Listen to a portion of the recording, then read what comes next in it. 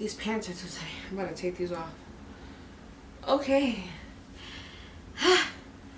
Hey everyone. Yes, I'm still with child. Okay.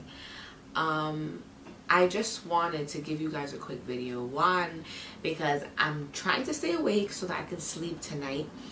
And two, because I'm bored. I also just felt like it would be really cool for me to give you guys a video right before the arrival of baby West. He is due tomorrow. Yeah, tomorrow. Like I said in my previous vlog for you guys, baby boy is still head up. His head is literally right here. And so I am scheduled for a C-section tomorrow. And I am prepared. I think I'm at peace and at ease with the reality that tomorrow will be the day I get to see him finally. I wanted to do a video for you guys telling you a few things about pregnancy that no one warned me about. I'm also going to share with you guys some must-haves and lifesavers that I had throughout my pregnancy or that I use that I could not live without, and I hope that that helps you. For those of you that are either pregnant or planning to get pregnant or just care to know, this is some valuable information, so let's jump right in. Here's one thing that I was not warned about, at least to the extent that I experienced it. It was like super over the top crazy. Exhaustion. So the exhaustion is real, okay? I mean, like falling asleep out of nowhere, taking 3 million naps throughout the day, and then still being able to sleep at night when it's time to actually go to bed. Like, the exhaustion is, it's not a joke. Like, it's really, really, really, really not a joke. So, and it's also just not funny. Like, when you're pregnant and you just feel tired after going up a flight of stairs, and I have a 3-floor walk up, that's it. Stretch marks. Okay, so they don't just come, you know, day one and gradually get worse. They appear out of nowhere, and you think that you're doing a good job by, you know, slathering on some cocoa butter and some vitamin E oil and all that other good stuff, which is great, and I do believe that it helped so that the stretch marks didn't come and look like I was being eaten alive by some like ravenous cheetah or panda bear or something. But I also didn't get any stretch marks on my belly. I got them all on my booty and my upper thigh. And so it's just funny how that works, because I'm here like doing all this and putting lotions here, and I got them elsewhere. So and it was also a little bit towards the end. So just know that for you, or maybe not, they might creep up on you, or maybe you'll be lucky and not get them at all. But for me, they nasty. And not nasty as in they look terrible, but nasty like they're not friendly. You know, like they just creep up and they're like, oh, we just gonna sit ourselves right here. So like that, you know. The numbness, like literally a tingling sensation, like when your hands go numb. So that happens more for me at the end. I'm sitting on the toilet and my legs get numb. I don't know why or how. Or if I'm on my phone and like I have my hands elevated up, my fingers and my wrists and my up to my elbow get numb. I wasn't warned about the numbness, so that's uncomfortable and really, really annoying. Lightning crotch. Yes, it is exactly what it sounds like. It sounds like lightning is all up in your crotch, like someone took a live wire or like an electrical socket and put it up in your no-nos, and it's just like a sharp, uneasy, very quick type of uncomfortable sensation that happens more towards like your late second trimester or early throughout your third trimester. And you really do feel like, you know, the flash, like you could just like run really, really fast. but only a crotch could run really fast because that's the only place the sensation is at. So yeah, that's not fun. It's not really cute either because it makes you kind of cringe and make like a weird face like that. And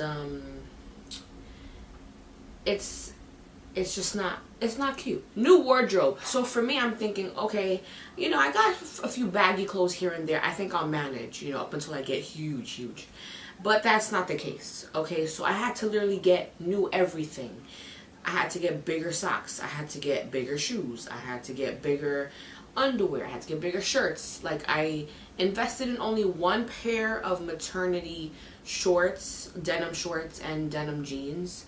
I got a lot of my tank tops from Gap because they're very stretchy. But like, I really did have to go shopping, and I guess it was also because I'm just larger than some other women that I've seen throughout their pregnancy. It was like a consistent growing. It wasn't just like little by little. So I did have to get new wardrobe. Shoe size. So like, yeah, my foot went from like a 5.5 and I was wearing like a size 8. And that's because these huge things not only got longer, but they got fatter and thicker and wider because of the swelling. So in order to compensate for all the puffiness and, you know, pillow-like marshmallowness on top, I had to get a bigger size to compensate for my whole entire foot. And I've been told that your foot doesn't always shrink back down to its original size. So I'm not really happy about that. But I am happy that I will be able to go out on a, you know, shoe spree and get some more shoes and sneakers. I really did get to a point where I couldn't even wear my sneakers. Even my Ultra Boosts, which are my most comfortable and my most flexible shoes, I could not get my foot into, which nearly made me cry. So there literally came a time where I was just wearing sandals, even if it was pouring rain outside. Just also the foot pain, like all the weight that you're putting on your feet, I really felt like my arches were collapsing. So, you know, that's kind of painful too. So if you're flat-footed, I don't know if you'll experience that type of pain that I was facing, but it wasn't fun. Back pains. Okay, so even before I got pregnant, I've always had a really strong core.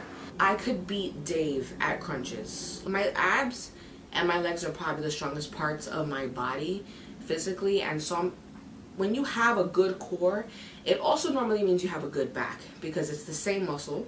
Like, pregnancy really goes like in on a woman's back.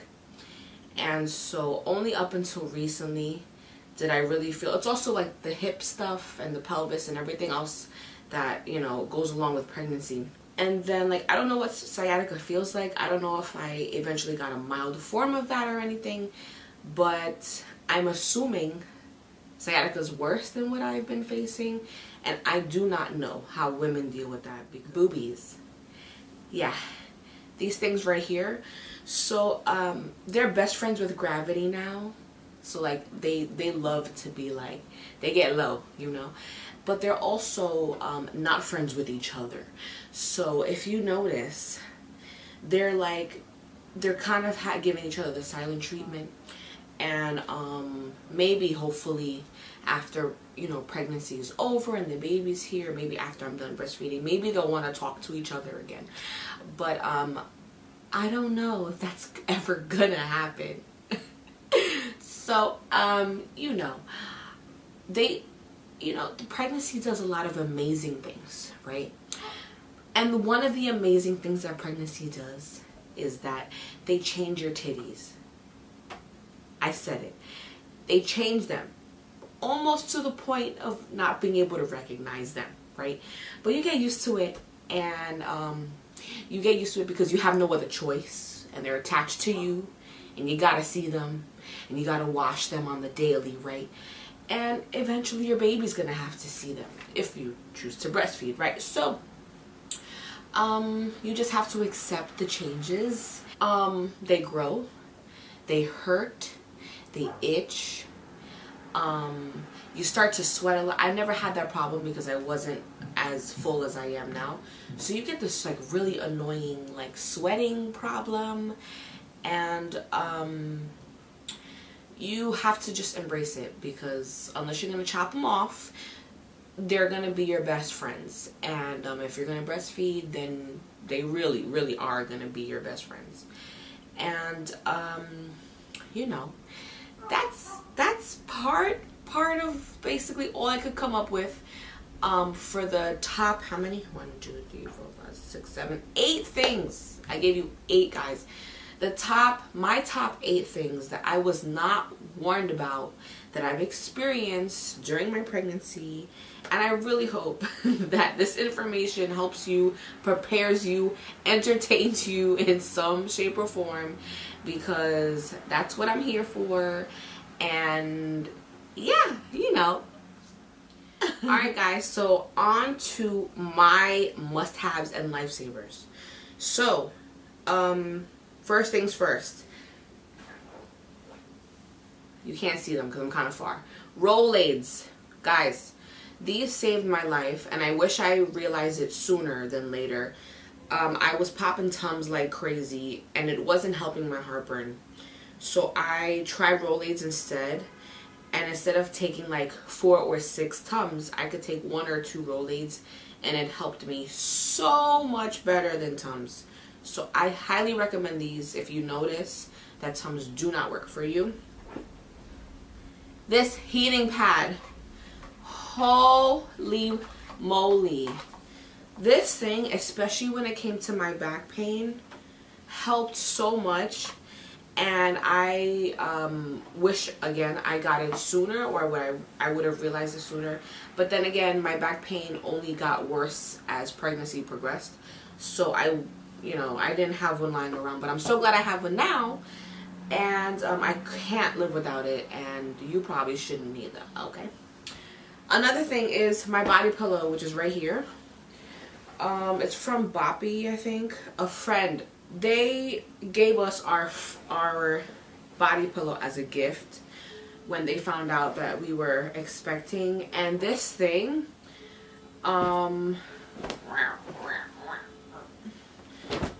amazing. In the very beginning stages of pregnancy, it kind of just got in the way because I didn't really have a belly that much. But especially towards the end, when my belly was ridiculous, this really came in handy. Also, I have it on now, so I can't show you, but a nursing bra. It's the type that looks like a regular sports bra, but it's extremely loose. You could just pop a titty out, right? I got that so early on because my boobs were the first thing that indicated to me, aside from the morning sickness, that I was pregnant, and they got bigger and bigger and bigger. I knew that my underwire bras were not going to be my friend. They were just terrible, and it is my go-to bra every single day, to the point that I hand wash it in the shower so that I don't have to put it in the laundry and then wait. And last but not least, on my list of must-haves and lifesavers were my rubber Birkenstocks. So not the ones that you spend $1.80 or $1.50 on, with the really hard sole and the leather straps that go across. It's the same exact brand, Birkenstocks, but they're rubber. The sole's rubber, the straps are rubber, everything, the whole entire shoe is rubber, and they come in so many cute styles and colors. The ones that I got were silver, but they were my go-to shoe, especially because, like I said earlier, I could not fit in my most comfortable, most flexible Ultra Boost Adidas, which I'm still very upset about. But again, those are my go-to shoes. I wore them in the rain. If it snowed, I would have wore them in the snow because my fat foot couldn't fit in anything else. So guys, that is all I have for you today. Thank you guys for tuning in, but I hope you enjoyed this. Please like, comment, and subscribe, and I will catch you guys later.